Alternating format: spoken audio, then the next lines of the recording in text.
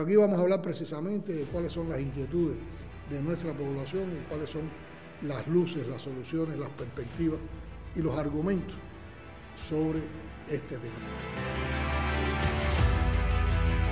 Estamos trabajando con aproximadamente el 50% de la transportación de pasajeros que teníamos hace 5 años. Los vehículos estatales no paran en las paradas. Eso lo hemos enfrentado con reuniones, con sanciones, y yo tengo que reconocer, presidente, que esa es una temática que no hemos logrado resolver.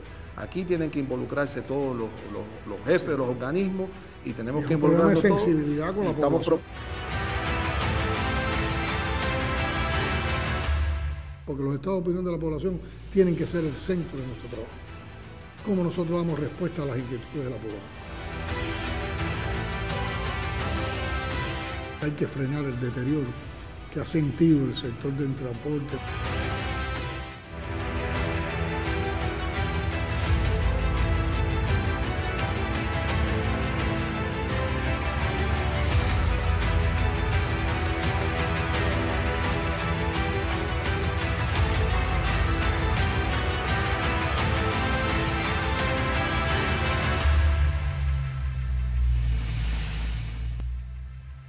Una vez más, volvemos a Desde la Presidencia, un programa que está concebido precisamente para dar información, reflexionar, analizar y proponer soluciones sobre los problemas más acuciantes en nuestra sociedad.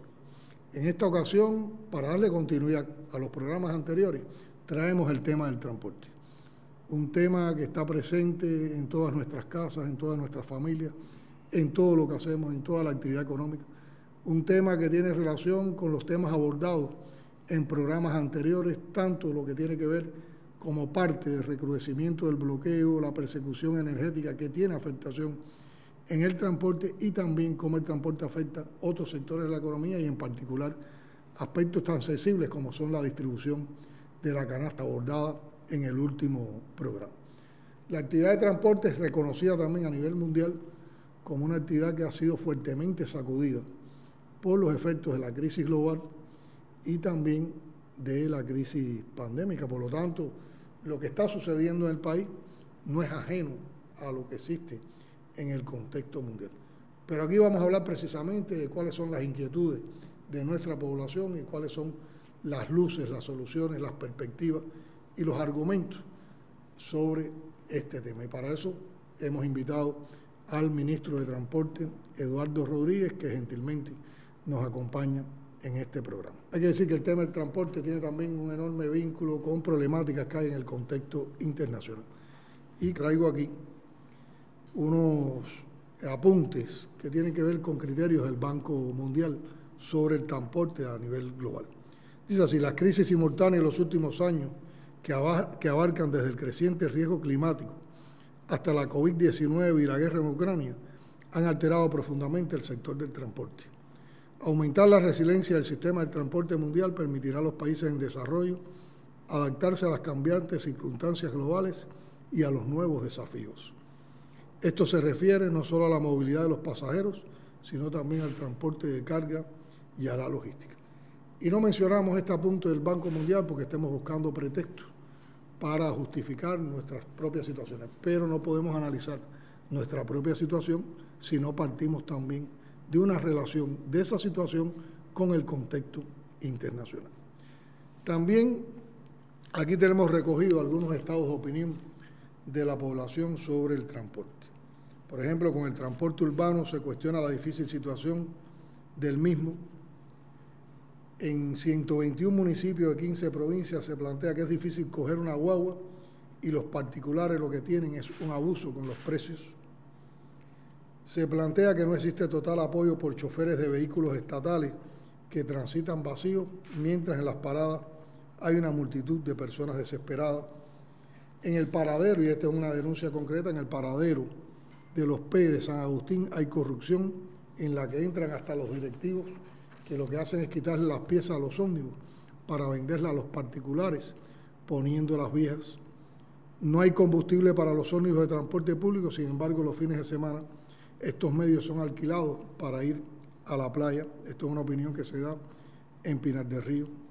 Con relación al transporte ferroviario, se plantea que el tren es un tremendo alivio, y sobre los coches motores hay demandas y expectativas. Muchos dicen que qué bueno que es que el coche motor sigue trabajando. Esas son 10 opiniones en Fomento, 6 en Manzanillo y 4 en Salvador. Tiene que ver mucho que la vida de algunos municipios nuestros está muy favorecida cuando hay un funcionamiento estable de los coches motores. Hay otros donde hay una demanda, por ejemplo, en Río Cauto, ¿por qué no acaban de poner el coche motor de Bayamo a Río Cauto? En Jiguaní se plantea que el gobierno de Contramaestre debe tomar interés en reparar el coche motor que viaja hasta Jiguaní. Y con relación a los porteadores privados, se plantea que la mayoría del transporte que hay es particular, son los que están moviendo a la gente. El transporte particular tiene los precios mandados, y es la manera así en que lo expresa la población. ¿Por qué se prioriza a los particulares con el combustible si son los más caros? Los inspectores de transporte tienen que jugar su papel con exigencia. Los particulares están cobrando igual precio de los tramos como si fuera hasta el destino final. O sea, ministro Eduardo, aquí hay todo un grupo de criterios de la población que tienen que ver con las insatisfacciones de nuestro pueblo con la problemática del transporte, que sabemos que es una problemática muy afectada por el recrudecimiento del bloqueo, pero también tiene que ver con insuficiencia interna. Creo que sería oportuno que tú pudieras dar tu visión como ministro sobre estas problemáticas a nuestra población. Sí, cómo no, presidente. Muchas gracias por invitarnos a este espacio y, por supuesto, un saludo a todos los que nos siguen en esta transmisión. Nosotros, conscientes de la situación compleja que tiene el país en lo que nos corresponde, que es el transporte, tenemos una situación bastante difícil. Si hablamos de las transportaciones de pasajeros, que es lo que más directamente toca a la población, estamos en uno de los peores momentos de los últimos años. Estamos trabajando con aproximadamente el 50% de la transportación de pasajeros que teníamos hace 5 años. Diariamente, hace 5 años en Cuba se transportaban unos 5,8, 5,9 millones de pasajeros diarios, y hoy se están transportando unos 2,7 millones de pasajeros. Eso tiene una expresión directa en la satisfacción del pueblo, porque hoy la mitad de las rutas estatales no tienen un funcionamiento estable, no tienen un servicio, porque una parte de los ómnibus tiene problemas de paralización técnica y otra parte tiene problemas de abastecimiento de combustible. Esto trae como consecuencia que efectivamente hay muchas localidades, muchas rutas del país que hoy solo se abastecen o se satisfacen con servicios de porteadores privados. Más adelante les voy a comentar algo de eso, porque realmente esa es una de las grandes insatisfacciones. Como mismo se menciona ahí, la insatisfacción más grande que nosotros percibimos a través de redes, a través de todo el intercambio que llevamos diariamente, es precisamente la afectación que tiene el servicio estatal de transporte público, que es el que mueve la mayoría, todavía incluso en estas circunstancias. Esa es una primera insatisfacción. La otra insatisfacción grande, que también es bastante frecuente, tiene que ver con los precios que ofertan los porteadores privados. Aquí hay, sin duda, un efecto de la inflación sobre esos precios, y realmente la población, si no tiene la opción del transporte estatal, algo que el no estatal, que antes era una opción para quien tenía más dinero, quien quería ir más rápido, ahora sencillamente no tiene la opción del transporte estatal y tiene que asumir el no estatal. Por eso es que es muy importante que nosotros atendamos con algunas propuestas, y bueno, más adelante si podemos intercambiar sobre lo que estamos pensando y nuestra estrategia que tenemos para poder avanzar, porque realmente tenemos que resolver esos problemas. Otra problemática muy marcada también en la población, y lo mencionan los estados de opinión, es que los vehículos estatales no paran en las paradas. Eso lo hemos enfrentado con reuniones, con sanciones, y yo tengo que reconocer, presidente, que esa es una temática que no hemos logrado resolver. Aquí tienen que involucrarse todos los jefes de los organismos, y tenemos que involucrarnos todos. Estamos proponiendo hacer un decreto para elevar la jerarquía y que haya un rigor incluso superior al que tenemos hoy, porque eso es una muestra de indolencia, es una muestra de falta de sensibilidad en un momento tan difícil. Sin que sea la solución, porque entendemos que no va a ser esa la solución en transporte público. Lo que en este momento necesitamos ese apoyo, que es muy importante para el pueblo.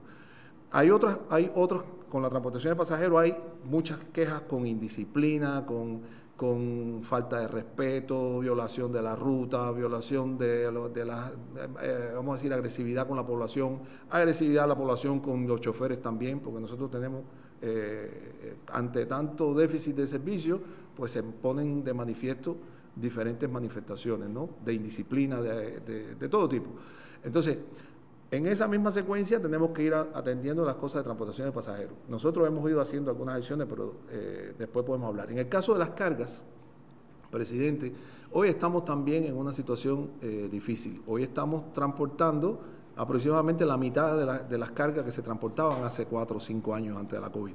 Eso tiene que ver con el volumen de carga, también porque hay una disminución, hemos recibido menos barcos por la misma situación económica que tenemos, pero también por las afectaciones que tenemos en pero yo creo que para los medios de transporte. Esas limitaciones que tenemos para servir Sí. con el transporte público estatal mejor a nuestra población, tiene sus causas en problemáticas que tienen que ver con la situación económica que vive el país y también con insuficiencia interna.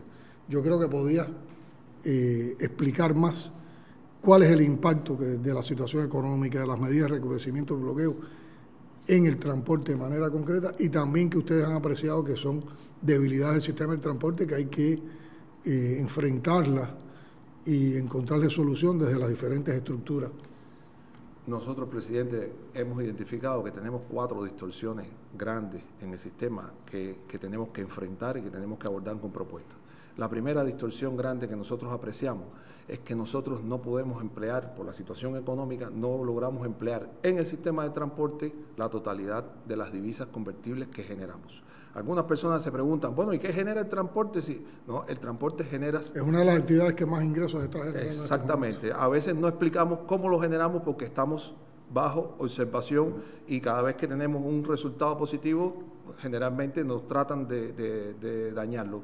Pero realmente tenemos buenos resultados, generamos, y por la situación económica esas divisas se utilizan en otras prioridades del país. Por tanto, la primera distorsión grande que nosotros entendemos que tenemos es que tenemos que buscar... O sea, que hay un problema de disponibilidad de divisa como lo tiene toda la economía nacional. Exactamente. Ahora, esa falta de disponibilidad de divisa, ¿qué les impide a ustedes asegurar del transporte? Nos impide la adquisición de las piezas de repuesto, nos impide la adquisición de los combustibles, las baterías, los neumáticos, las piezas de repuesto, los medios automotores, los medios de transporte en general, los de todas las ramas, el ferrocarril, la aviación, requiere para su sostenibilidad y mantenimiento básicamente productos que son de importación, porque incluso los que se producen en la industria, que no son pocos, requieren de materias primas que son de importación, presidente. Y hay algunos productos para el transporte que no se pueden producir en Cuba porque no hay tecnología para hacerlo. Entonces, si no tenemos oportunamente las divisas convertibles que llevan esas piezas, lo que ocurre frecuentemente es que cuando tengo un vehículo parado, le cojo a ese vehículo la pieza, se la pongo a otro, y cuando pasan 2 meses, usted lo que tiene en el parqueo es un porque después a ese mismo vehículo le tomaste la otra pieza y la otra pieza. Y entonces se genera un desorden. Es lo que la gente dice en canibaleo. El canibaleo. Pero la génesis de eso está en la falta del suministro oportuno de piezas de repuesto, que es un problema largo, viejo que tenemos en Cuba, que hacemos las inversiones de los medios de transporte, sin embargo, no logramos asegurar el mantenimiento. No logramos el mantenimiento. Que es lo que hace sostenible un sistema. Efectivamente. Por eso, asociado a esa distorsión de las divisas convertibles, nosotros tenemos que lograr, por algunas medidas que podemos intercambiar después, garantizar esa divisa convertible que necesita el sistema, para las baterías, para los neumáticos, para las piezas, para el mantenimiento, para los lubricantes y para el combustible, que es un tema importante. La otra distorsión compleja que tenemos, presidente, tiene que ver con la moneda nacional.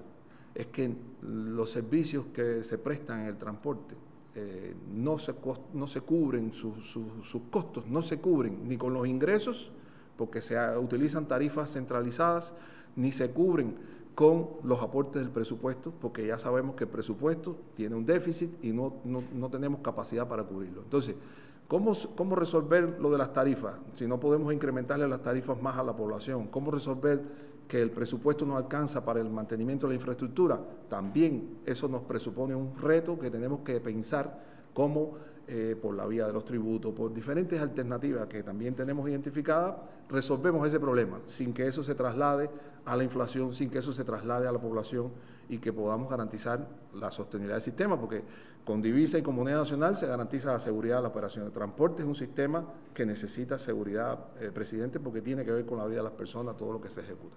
Esa es la segunda distorsión. Tenemos una tercera distorsión, presidente, que es que las formas de gestión estatales tienen una operación económica diferente a la de las formas de gestión no estatal. Fíjese, en transporte hay tres componentes de la estructura de costo. Un componente de la estructura de costo tiene que ver con el mantenimiento, todo lo que se utiliza en el mantenimiento, lo que usted decía, el neumático, las baterías y todo eso.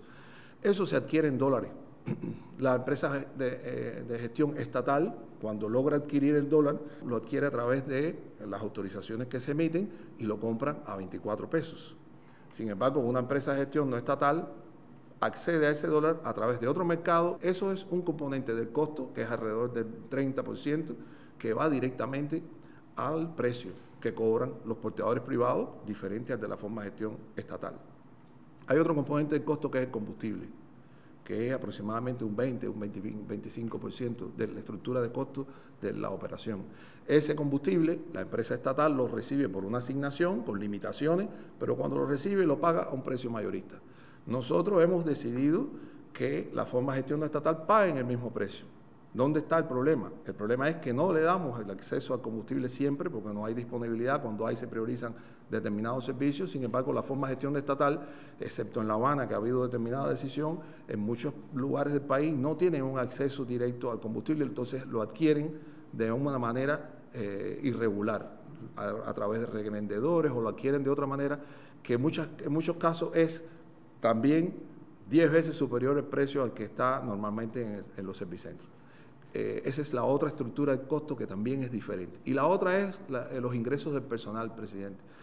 Los salarios de las empresas estatales, con la intención de no afectar al pueblo, de no subir los precios, se han mantenido en un nivel que las empresas estatales no pagan mucho. Sin embargo, la forma de gestión no estatal, nadie se va a un emprendimiento personal si no va a buscar unos ingresos que le permita garantizar el estado de su familia en un ambiente de inflación que exige cada vez más a las personas. Entonces nosotros tenemos que resolver los problemas de la empresa estatal, que con lo que genera no da la cuenta, y tenemos que resolver lo de la empresa no estatal para que no tenga que cobrar tanto para cubrir sus costos, porque realmente nosotros que monitoreamos, que modelamos, que nos metemos dentro de la economía de la empresa no estatal o de la forma de gestión no estatal, sabemos que la estructura de costos no tiene nada que ver, y la persona lo percibe como que es extremadamente caro, porque se cobra en un tramo 200 pesos, donde antes se cobraba 10 pesos, pero eso es una gestión que está influenciada por todas y también hay abusadores, y también hay, que usted sabe que nosotros lo enfrentamos y tomamos medidas y quitamos la licencia, pero de todas maneras eso está en el ambiente y está en la percepción de la población, y es algo que tenemos que atender y resolver. Falta una distorsión que tiene que ver con que los planes que hacemos proyectan resultados que después no se conectan con el acceso a los recursos principales. El transporte necesita para el cumplimiento de sus misiones combustible, tanto los servicios que prestan la forma de gestión no estatal como los que prestan la forma de gestión estatal. Puse el combustible, pero es lo mismo con el lubricante. Son recursos que se adquieren en divisas por el país y que después se comercializan en moneda nacional a través de un mecanismo administrativo. Mecanismo administrativo que obliga constantemente a adoptar decisiones, a fragmentar, y todas esas decisiones administrativas le hacen mucho daño a la operación de transporte, porque está constantemente teniendo que esperar. O sea, ese es otro fenómeno que tenemos el plan, se nos proyectamos que hay que hacer tantos millones de toneladas y tantos millones de pasajeros. Sin embargo, lo que asegura eso desde el punto de vista de los recursos materiales, entonces pasa por un camino de asignaciones y demás que resultan muy, muy inconvenientes. O sea, hemos hablado de varias temáticas. Hay una temática que es con relación a la responsabilidad social que tienen los vehículos estatales, con sensibilidad hacia los problemas de la población a la que pertenecemos todos, de que paren cuando pasan vacíos, pues no tiene sentido. Si está gastando de todas formas el combustible cuando está en una ruta, si además tiene compatriotas esperando durante largo tiempo una parada, ¿qué justifica que un transporte estatal no pare cuando tiene capacidad en en una parada. Eso tiene que ver mucho con la sensibilidad de los choferes, pero tiene que ver también mucho con la exigencia de los jefes de esos choferes. Por lo tanto, yo creo que también nosotros tenemos que profundizar en una discusión sobre este tema a camisa quitada, como se dice, con los dirigentes fundamentales en todas las instituciones estatales. De hecho, tienes la denuncia aquí de un caso en el paradero de San Agustín que creo que también deben revisar. A mí me gusta mucho empezar siempre estos programas con los estados de opinión de la población, porque los estados de opinión de la población tienen que ser el centro de nuestro trabajo. Cómo nosotros damos respuesta a las inquietudes de la población. A mí me disgusta mucho cuando le planteamos los estados de opinión de la población o cuando hacemos análisis a partir de los estados de opinión de la población, me dice, no, pero eso no es verdad. El tema no es de verdad o de mentira, sencillamente son estados de opinión y nosotros como servidores públicos tenemos la obligación de atender esos estados de opinión. Y la mejor manera de demostrar si es cierto o no es cierto es atendiendo el problema. Si lo atendemos y es cierto, encontramos solución. Si no es cierto, podemos intercambiar, podemos argumentar. Y está este problema de los porteadores privados. Yo creo que también los porteadores privados tenemos que hacer determinadas distinciones. Hay un porteador privado que es el que está reglamentado, es el que tiene su licencia, es el que trabaja dentro de la legalidad, es el que tiene una relación con las empresas de transporte en cada territorio. Y hay otro que hace la actividad de manera totalmente ilegal. Y eso, yo creo que también esas distinciones tienen que ver mucho a veces con la manera en que se manejan también los precios, que en realidad son abusivos en muchas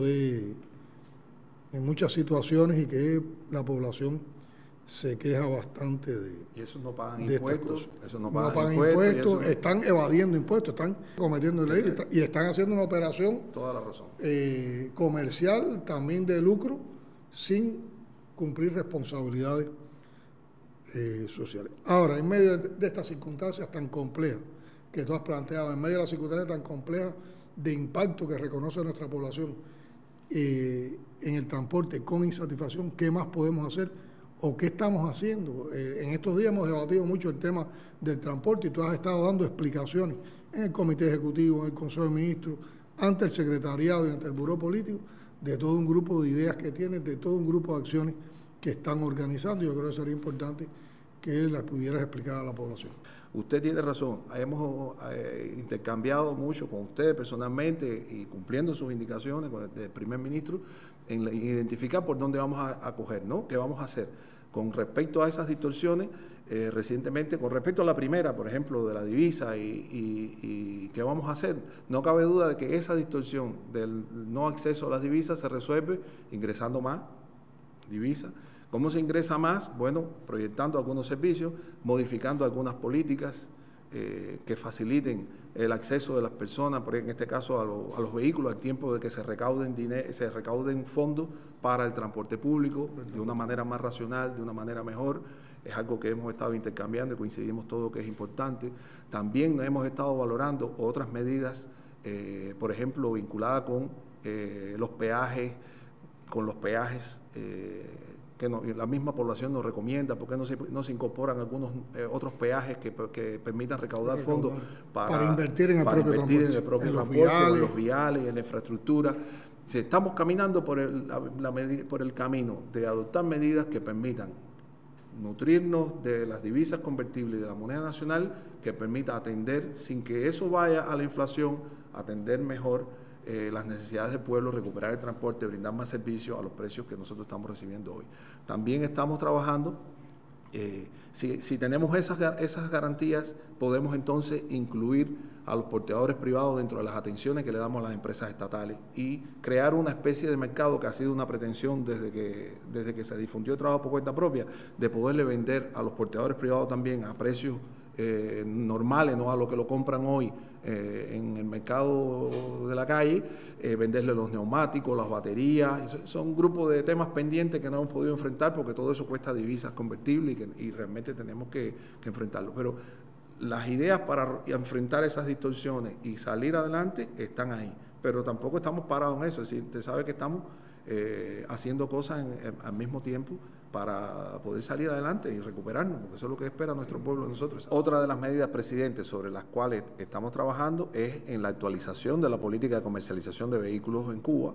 Es algo que ha sido también una petición de la población y que creemos que va a traer un impacto importante, y sobre eso vamos a estar informando próximamente, una vez que quede totalmente aprobado lo que hemos propuesto.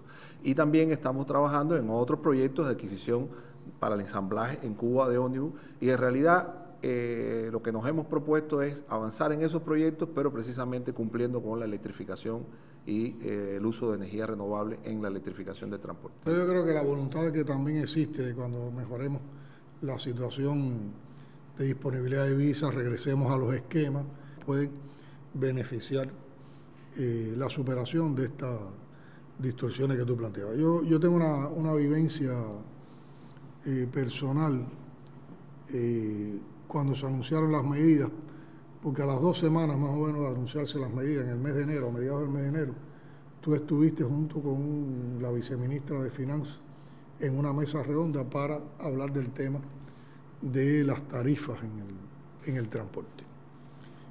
Y yo sentí satisfacción por la manera en que tanto tú como la viceministra de Finanzas explicaron el alcance de las medidas. Sin embargo, de inmediato se montó la intoxicación mediática para atacar lo que ustedes habían dicho.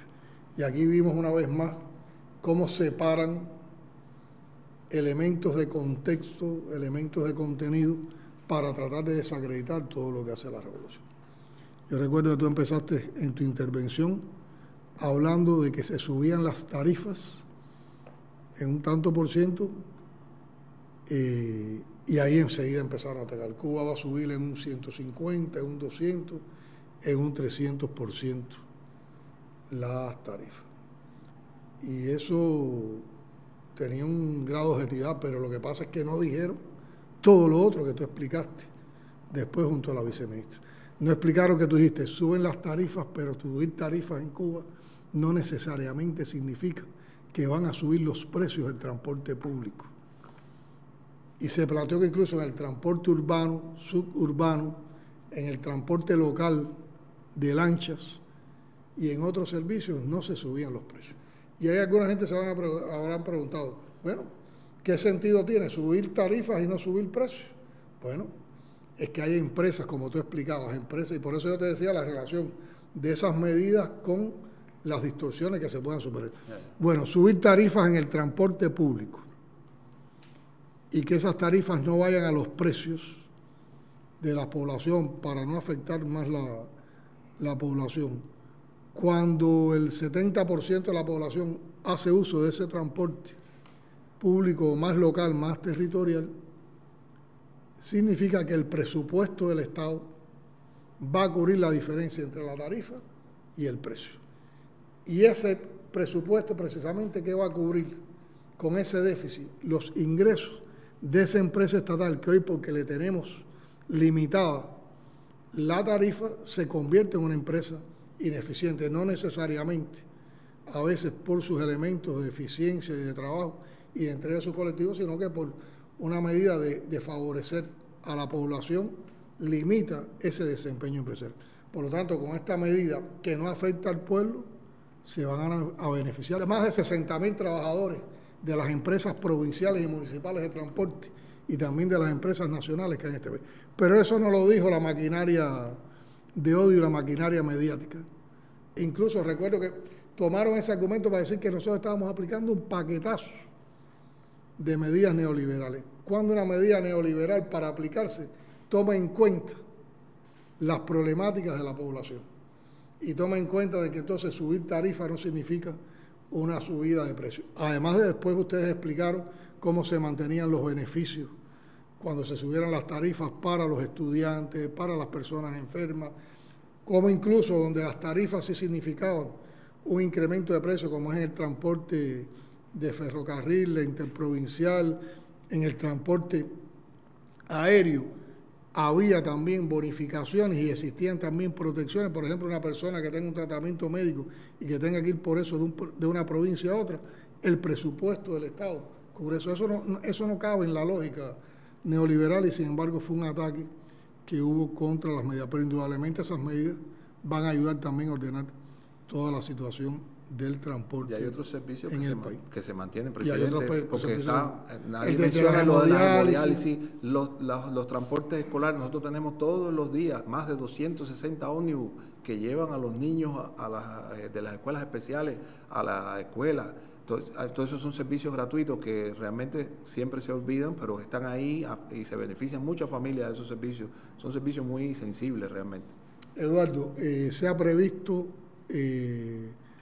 cooperación internacional y proyectos de inversión extranjera en el transporte. Yo creo que eso sería un elemento importante a nuestra población. ¿Y qué perspectiva da esta colaboración o estos negocios de inversión extranjera en el transporte? Nosotros estamos obligados, presidente, a hacer inversiones, ¿no?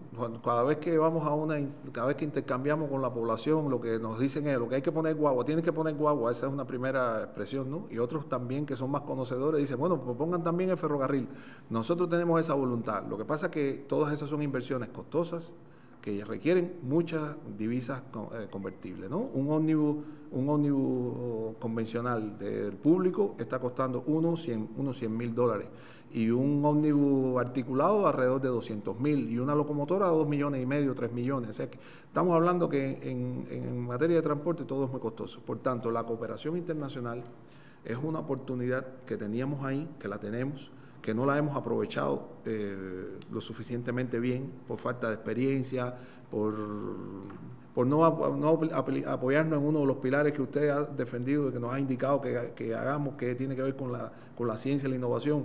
Los proyectos no han estado elaborados y nosotros nos hemos determinado a hacer eso de manera urgente y en el marco de la reciente feria que usted nos visitó, lanzamos un proyecto o un programa para el desarrollo resiliente y bajo en carbono del transporte, que es como una especie de plataforma, y al mismo tiempo firmamos un convenio de colaboración con la Fundación IRIS para que nos asesore y nos ayude en la elaboración de los proyectos. O sea, nosotros estamos abocados a avanzar en la modernización del transporte con energía renovable, con condiciones adecuadas para nuestro pueblo, y ese es un camino, correcto, ese es un camino con fondos que nos permitan pagar a largo plazo, con tasas tasas bajas de amortización y que además tengan, y siempre que sean también de fondos no reembolsables, también es bueno. Ese es un camino que ya lo tenemos, echamos a andar, tenemos varios proyectos, lo que la materialización de esos proyectos toma algunos años, no es de inmediato, pero esa es una semillita. Nosotros en la inversión extranjera también se avanza más orientado a las fuentes de generación de divisas. Es decir, la inversión extranjera en nuestro sector es muy útil en aquellos sectores o en aquellos lugares donde se genera divisa para que se amortice la propia inversión. Por ejemplo, el dique flotante que tenemos ahora. El dique flotante se adquirió a través de un crédito y ya el dique flotante es una realidad y está produciendo. Pero también están las inversiones que tenemos que hacer en los aeropuertos, están los otros astilleros que no están todavía produciendo. Es decir, en la inversión extranjera siempre no orientada a los servicios públicos, sino que los servicios públicos salgan como parte del beneficio que genera la parte cubana de la inversión extranjera. En las últimas semanas han estado de visita en el país delegaciones de países hermanos que tienen una enorme sensibilidad hacia la situación económica y social que vive Cuba en estos momentos y que están dispuestos a darnos su ayuda con cooperación internacional y con proyectos de beneficio mutuo. Y yo he insistido en tú has estado presente en algunas de esas conversaciones, he insistido mucho en cómo nosotros nos podíamos apoyar en ello para potenciar el transporte eléctrico, el transporte con fuentes renovables de energía en nuestro país. Tiene que ver con este programa que tú planteabas y tiene que ver con un proyecto que también orientamos que se hiciera sobre movilidad eléctrica en el país, que ya es una realidad.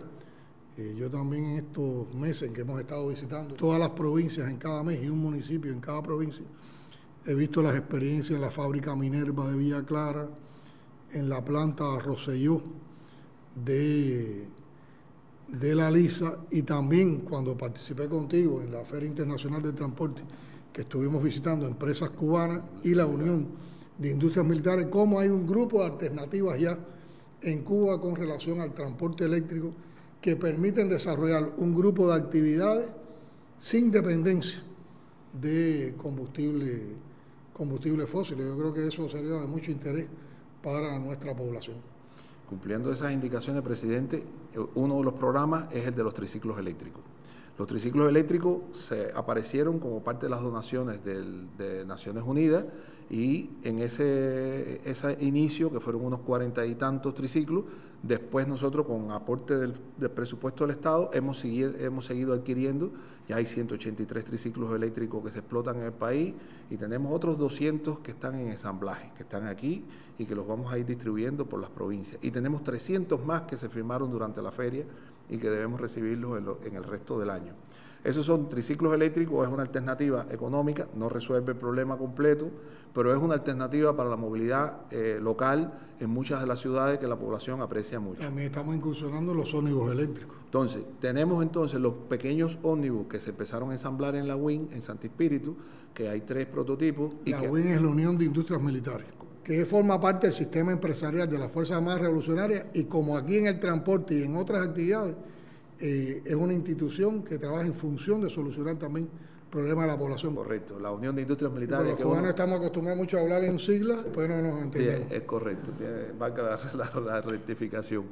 Ese pequeño ómnibus que tiene capacidad de 11 pasajeros, eléctrico también, es un proyecto que ya tenemos contratado 50 equipos más, y nuestro plan es adquirir después, una vez que termine esta serie 0, hacer un programa de todos los años, adquirir 200, 250 de ese tipo de vehículos para también las cabeceras y algunos municipios que tienen una alta movilidad local.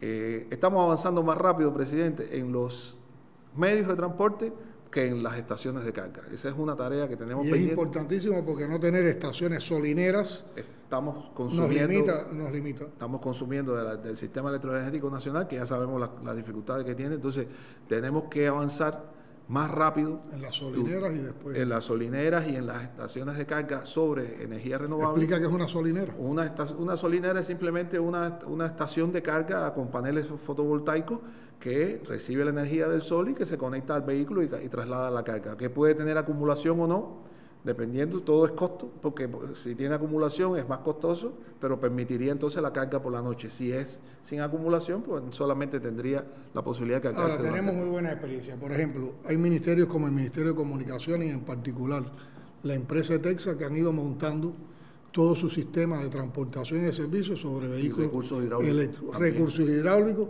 es otro que ha desarrollado esto. Y estas experiencias que vemos en la feria, que hemos visto en Minerva, en la planta Minerva, que hemos visto en la Rosselló, ya hay triciclos eléctricos que tienen diseño para varias funciones. Por ejemplo, hay un triciclo eléctrico que tiene capacidad para transportar 6 personas, pero ya hay otro triciclo eléctrico que tiene capacidad para transportar 11 personas. Hay triciclos eléctricos que ya se han creado con determinados tipos de container que pueden servir para cargas, algunos de 2 toneladas y otros 1 tonelada, pero eso a nivel de municipio puede facilitar mucho, por ejemplo, la distribución de la canasta básica, la distribución del plan de la harina de trigo a las panaderías y otros insumos, y va independizando un grupo de actividades administrativas y de logística sin tener que usar otro tipo de combustible. Yo creo que por ahí hay un camino interesante que debemos incrementar y que debemos seguir fortaleciendo. Nosotros hemos estado hablando los últimos días de las gacelas. Las gacelas es producto. Nosotros tenemos que comprar más gacelas, pero cuando hablamos de comprar más gacelas, estamos en ese proceso de incrementar las gacelas en la capital, porque tiene mucha aceptación el servicio. Pues todas las demás provincias también nos dicen, bueno, ¿y cuándo van a llegar las gacelas a las provincias? ¿No? Cada vez que hacemos algo y que pensamos en incrementar servicios, tenemos que hacerlo en todo el país. Y por eso es que a veces nos toma un poco más de tiempo. Digamos, los triciclos eléctricos, si hubiéramos puesto los 200 triciclos eléctricos en la capital, se sintiera más el impacto, pero 20 triciclos eléctricos en la capital no es tanto, pero por ejemplo los hemos puesto en la Isla de la Juventud y ha sido algo de gran impacto. O sea que eso nos toma un poco más de tiempo porque todo requiere divisa. Eduardo, para apoyar todos los procesos de gestión de gobierno en todos los organismos, en todas las instituciones estatales, hemos declarado 3 pilares de la gestión de gobierno: la transformación digital de nuestra sociedad, la comunicación y la ciencia y la innovación como búsqueda de solución a los problemas que tenemos. Yo creo que sería importante también explicar cómo esos 3 pilares se manifiestan en el trabajo del ministerio, en el trabajo de las instituciones asociadas a los servicios de transporte en nuestro país. Bueno, voy a comenzar por la ciencia y la innovación. Por la ciencia y la innovación, a partir de lo que usted mismo nos ha enseñado, nos ha indicado, nuestro sistema tiene, nuestro ministerio tiene un sistema de gestión basado en la ciencia. Tenemos nuestro Consejo Técnico Asesor, que nos reunimos con regularidad, conciliamos las normas. Precisamente todo este tema de la electrificación ha sido un gran debate, porque no estamos preparados tampoco para reparar en Cuba ni para atender los vehículos eléctricos. Es algo que tenemos que acelerar. Y si no fuera por la innovación, presidente, yo creo que a estas alturas nosotros no tuviéramos todavía servicios, porque muchas empresas han logrado sobrevivir y resistir y seguir prestando servicios gracias a la innovación de miles de trabajadores del sector que todos los días se esfuerzan por llevar soluciones, y también tenemos un programa estable de colaboración con las universidades que está en todo el país, y todas las direcciones provinciales de transporte lo mantienen, y que aparecen soluciones. Hemos tenido soluciones tanto de organización de tráfico, soluciones de optimización de recorridos de ruta, solución para, no sé si recuerda que tuvimos un problema con los silos cementos que no se descargaban, y con la Universidad de Villa Clara se hizo un proyecto. Sí, hemos tenido muchos proyectos, sistemas informáticos, que ahora después voy a referirme a ellos, pero bueno, hablando de ciencia e innovación, es algo que en el sector está presente. Ojalá quisiéramos que fuera más.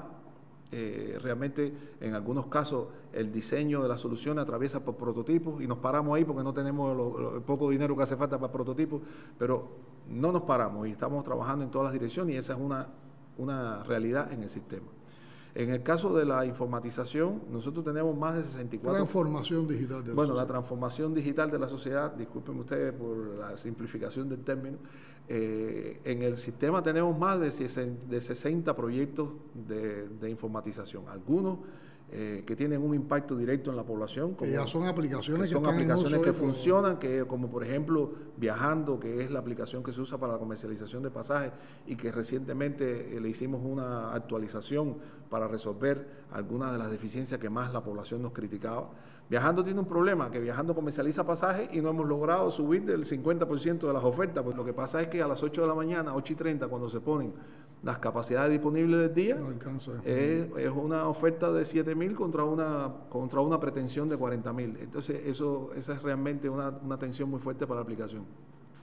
Desarrollamos otra aplicación que es la Picada Urbano, que permite saber por dónde van las rutas de los ómnibus de la capital. Esa aplicación, con los problemas que tenemos actualmente, ha tenido problemas, porque actualmente con los déficits de combustible, con las paralizaciones, hemos tenido que mover ómnibus de una terminal para otra. Cuando usted empieza a hacer eso, la aplicación tiene que funcionar a partir de la estabilidad de la información, y cuando eso falla, cuando tenemos que formar esos problemas, también falla la aplicación. Pero la aplicación no es el problema lo tenemos otra vez en la operación.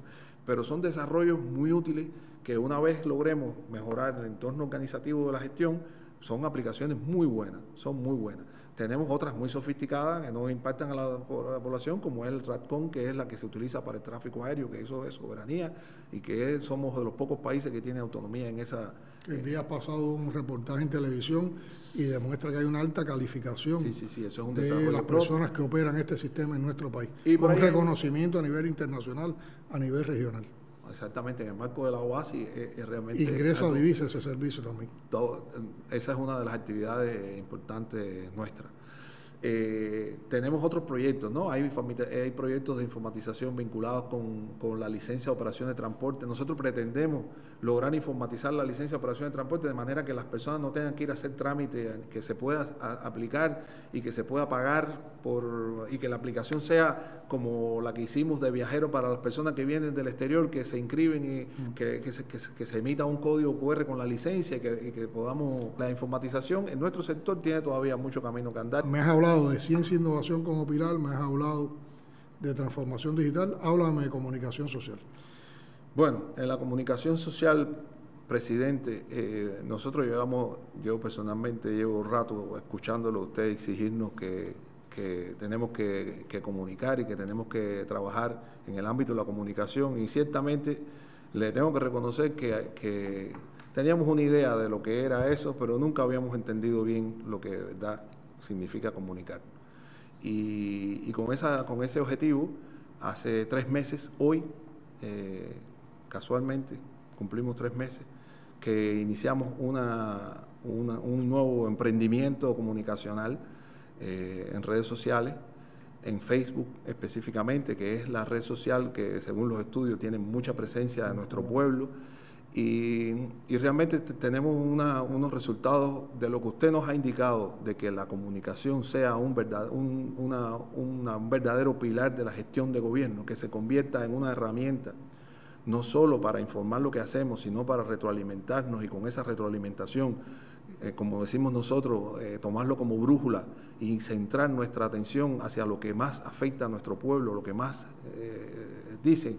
Bueno, pues en eso estamos. Nosotros, cuando empezamos, por la envergadura del emprendimiento, y cuando vimos lo que significaba, le denominamos internamente entre nosotros desafío. Le pusimos desafío. Se llama la plataforma. Se llama desafío. Y hay comentarios muy favorables sobre ese trabajo que tú estás encabezando como ministro. Hay un reconocimiento que es uno de los ministerios que tiene una mejor situación de comunicación institucional con la población. Es un atrevimiento, presidente, pero es un atrevimiento que nos da mucha satisfacción, a pesar de la responsabilidad que implica y el trabajo enorme que eso lleva.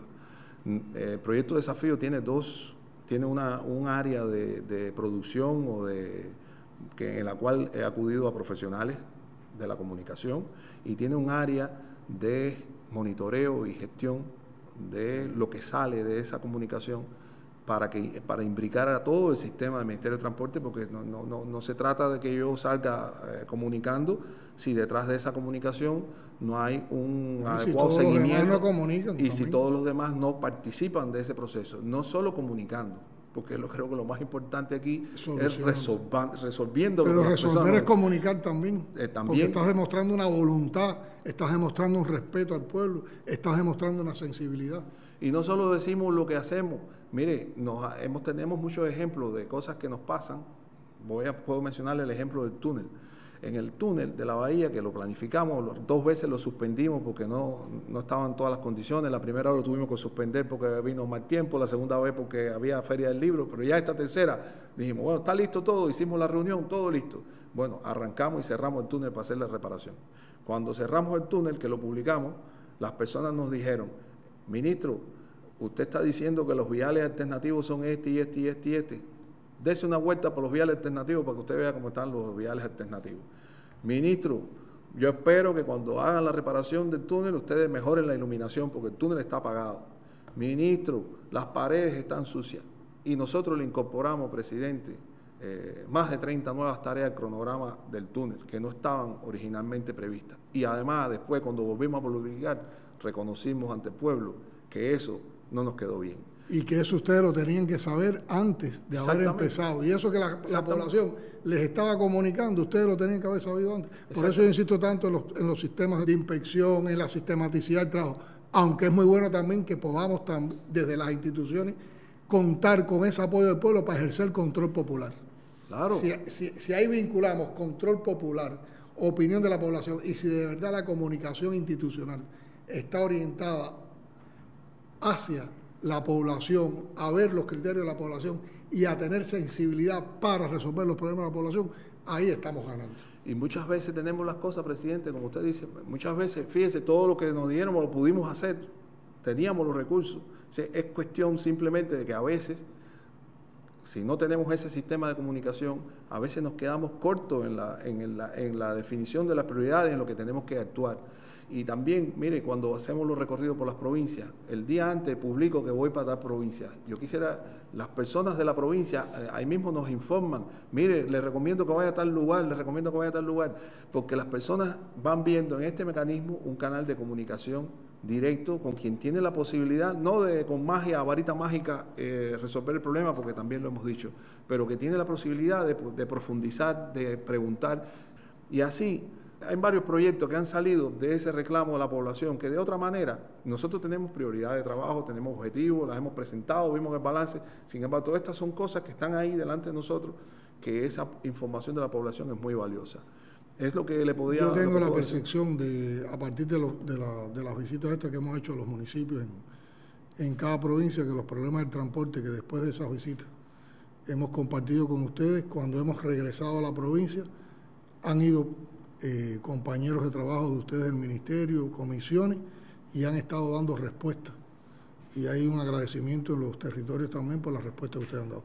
Y ahí me parece muy importante, y tiene que ver con el tema que abordamos en el programa anterior de la distribución de la canasta, cómo se están reactivando puertos que estaban inactivos en función de la canasta. Eso vuelve a darle vida a esos lugares donde la actividad portuaria fue la fundamental. Incluso puertos que solo utilizábamos con un determinado tipo de actividad como Carúpano, hoy lo estamos utilizando también en la canasta y ha dado más nivel de actividad, más estabilidad a los colectivos de trabajo y también mejores ingresos a esos colectivos, y ha viabilizado la entrega de la canasta llegando con más rapidez a las provincias.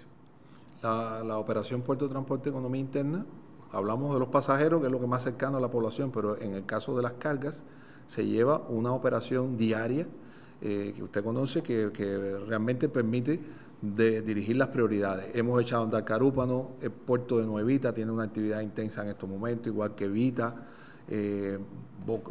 Boquerón, en Guantánamo. Es decir, tenemos toda una red de puertos que está en función de la canasta familiar normada y que, por supuesto, como usted dice, está en una dinámica ahora mismo, en una fuerte dinámica. No solo los puertos, sino también el resto de la cadena, los camiones. Hay una situación que ocurre también con algunas, en algunos ámbitos del transporte, sea urbano, también a veces en los trenes, que son los hechos vandálicos que se producen por la mala actitud, el mal comportamiento, un comportamiento, yo diría, vulgar, indecente de algunas personas que maltratan los medios de transporte, que asaltan algún tipo de transportación con algún producto, y que eso va en detrimento de nuestra sociedad, nos perjudica a todos, y son conductas realmente que se desvían de las aspiraciones de ideal de comportamiento cívico, de comportamiento ciudadano que tenemos en nuestro país. Son conductas muy negativas, presidente. Cada vez que tenemos un ómnibus que recibe una pedrada, es un ómnibus que sale de la circulación, es un ómnibus menos para... Además que no hay nada que justifique eso. Y realmente hemos tenido momentos, este año tenemos menos hechos que el año pasado en la capital. Pero de todas maneras no debiéramos tener ninguno, porque realmente son ómnibus que están trabajando y además que constituye un tremendo peligro para los pasajeros. Pero además cuando pasa una cosa, ese es un ómnibus más que se para, es un chofer que deja de trabajar, es una cantidad de población que se deja de transportar.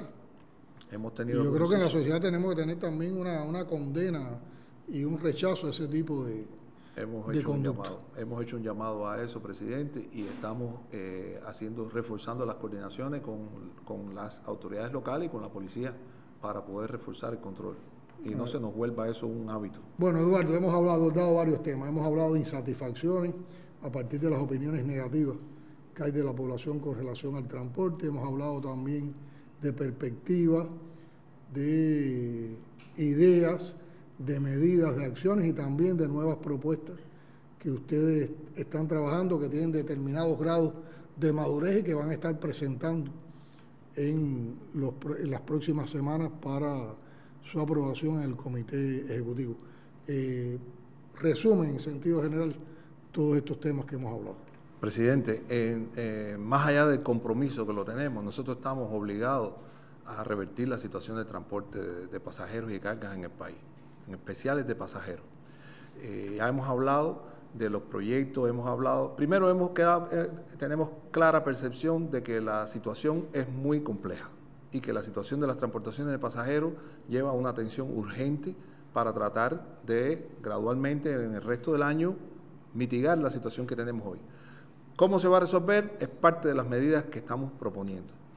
En otro orden de cosas están las medidas volviendo a las medidas que se explicaron de la proyección explicada por el primer ministro, que en aquella ocasión, como bien usted explicó, dijimos que aunque se incrementaban los precios del transporte público, esos precios no se iban a transferir a la población, sino que la población iba a seguir pagando el precio que pagaba hoy y que la diferencia entre los nuevos precios y el precio que paga la población los iba a cubrir el presupuesto del Estado. Esa es una medida que se ha mantenido, que en algún momento habrá que actualizarlo, pero que la dirección de gobierno ha mantenido y no se ha modificado hasta el momento ningún precio de transporte público a la población. Se han incrementado los de los porteadores privados. Ya explicamos que los porteadores privados tienen una influencia de la inflación y por otra parte hay algunos porteadores privados que no son porteadores privados, que son ilegales, que están presionando y que también aplican precios abusivos y son de las tareas que nosotros tenemos que seguir enfrentando, con regulación, con control y también con medidas más efectivas que permitan bajar los costos de los porteadores privados, que son también trabajadores, son miembros de toda esta gran familia de transportistas que han dado muchísimas muestras de ser también trabajadores en función del pueblo y que, bueno, realmente están en una situación complicada. Tenemos que avanzar en las 4 distorsiones con medidas concretas, medidas económicas que tenemos que conciliar y que tenemos que implementar para que nosotros podamos avanzar más rápido, porque eso nos va a permitir disponer de las divisas convertibles, nos va a permitir disponer de la moneda nacional y nos va a permitir también trabajar en un entorno más organizado con las formas de gestión estatales y las formas estatales y además a tener un acceso más, vamos a decir, más eficiente a los recursos que se necesitan para prestar servicio de transporte. O sea, ahí yo le puedo resumir que de manera general seguir avanzando con los proyectos de informatización que agilizan la gestión, seguir avanzando con la ciencia y la innovación, porque muchas veces lo que tenemos no lo utilizamos con toda la eficiencia que debiéramos, y seguir con nuestro proyecto de desafío, que yo, ya para concluir, aprovecho también para invitarlo, cuando usted tenga tiempo, puede visitarnos en una de las transmisiones que hacemos y explicarle ahí con los muchachos de desafío lo que nosotros hacemos. Está invitado. Yo creo que en el balance se quedó bien claro, a partir de la disposición de ustedes y la comprensión de las problemáticas que tenemos, que hay que frenar el deterioro que ha sentido el sector del transporte, la actividad de transporte, que influye tanto en nuestra vida cotidiana, buscando nuevas formas de hacer, actualizándonos, buscando nuevos proyectos, también cooperaciones, estrategias, sinergias, avanzar desde lo local hasta lo nacional, y tenemos confianza en que podamos irle dando un vuelco a toda esta situación y que a partir de frenar el deterioro podamos entonces avanzar hacia una etapa superior en la transportación de pasajeros, en la transportación de carga y en toda la actividad del sector. Y yo creo que tiene que estar en la aspiración de todos nosotros, como parte de esa voluntad que tenemos de que haya cada vez más prosperidad para nuestro pueblo y de tener esa recuperación total del transporte. Pero para ser justo, yo no quiero terminar el programa sin destacar algunos elementos que demuestran la afectación que ha tenido este sector por el bloqueo recrudecido.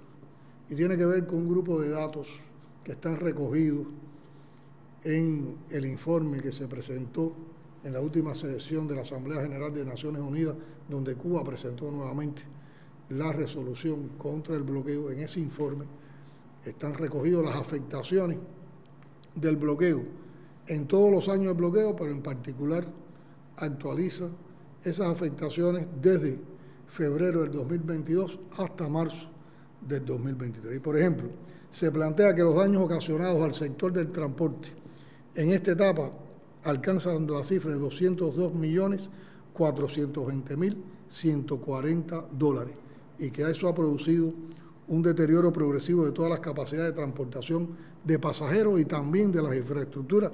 Y aquí tú mencionabas también el deterioro que hemos tenido en los viales. Eso ha provocado también menor oferta de servicios con serias afectaciones a la población. Por ejemplo, el transporte público solamente requiere más de $40 millones anuales. El precio de la adquisición de un ómnibus que circula en la capital de Cuba está fijado en más de $200.000. Una locomotora cerca de 2 millones.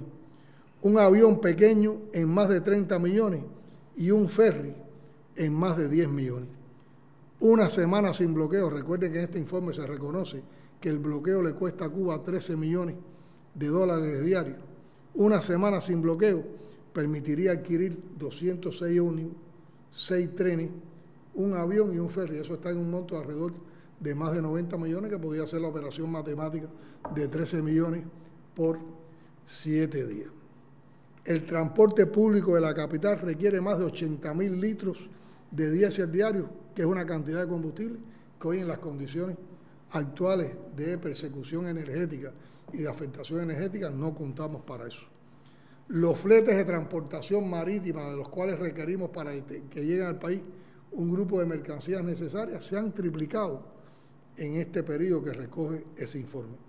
Se mantienen las restricciones a los armadores internacionales en cuyos buques navegan tripulantes cubanos, así como los obstáculos para acceder a los puertos en los Estados Unidos en virtud de la ley Torricelli de 1992.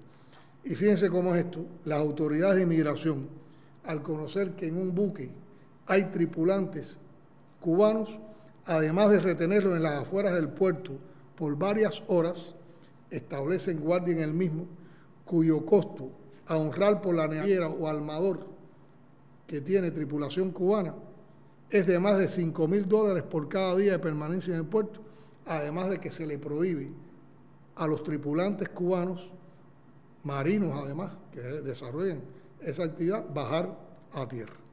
Esas son nuestras realidades, esas son las afectaciones que tiene el transporte para la población cubana y para la economía en las condiciones de bloqueo recrudecido y con la inclusión de Cuba en la lista de países que supuestamente apoyan el terrorismo. Pero hay también la voluntad en todos los trabajadores del sector de superar esta adversidad, contando siempre con la resistencia creativa que distingue al pueblo cubano. Muchas gracias, Eduardo, por estar con nosotros, por haber dado esta información a nuestra población, y estaremos próximamente en otro programa desde la presidencia para seguir abordando nuestra realidad con toda su crudeza, con todas sus contradicciones, pero también con toda la esperanza de que nosotros mismos, con nuestro talento, con nuestro trabajo, con nuestro esfuerzo, vamos a superar las actuales condiciones económicas y sociales que vive el país. Hasta un próximo programa. Muchas gracias.